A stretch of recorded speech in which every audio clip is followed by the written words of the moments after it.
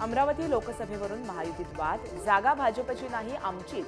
राणांचा प्रचार करण्याऐवजी राजकारण सोडेल, अडसूळ पितापुत्रांचा इशारा, तर दुसऱ्यांदा मैदानात असल्याचं राणांचं वक्तव्य।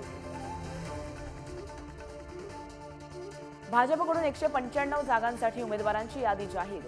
वाराणसीतून मोदी, गांधीनगरमधून अमित शहा, तर कृपाशंकर सिंह यांना जौनपूरमधून उमेदवारी। महाराष्ट्रातील नावं पुढच्या यादीत असण्याची शक्यता। पंतप्रधान नरेंद्र मोदी आज केंद्रीय मंत्रिमंडळाची बैठक घेणार। आगामी निवडणुका तसंच शेतकरी आंदोलनावर चर्चा होण्याची शक्यता।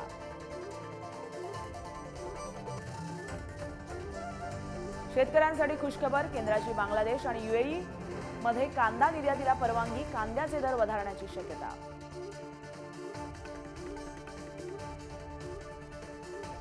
शेतकरी नेत्यांची दिल्ली चलोची हाक कायम। खैनौरीमध्ये सुरक्षा रक्षकांशी झालेल्या चकमकीत मरण पावलेल्या शेतकऱ्यांसाठी आज प्रार्थना सभा, तर सभेनंतर आंदोलनाची पुढची दिशा ठरणार।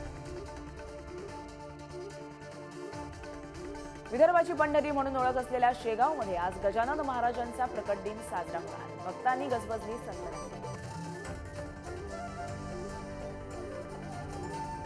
पुणे लोणावळा रेल्वे मार्गावर आज तांत्रिक कामांसाठी ब्लॉक, मेगा ब्लॉकमुळे लोकल बंद, प्रवाशांची गैरसोय होण्याची शक्यता।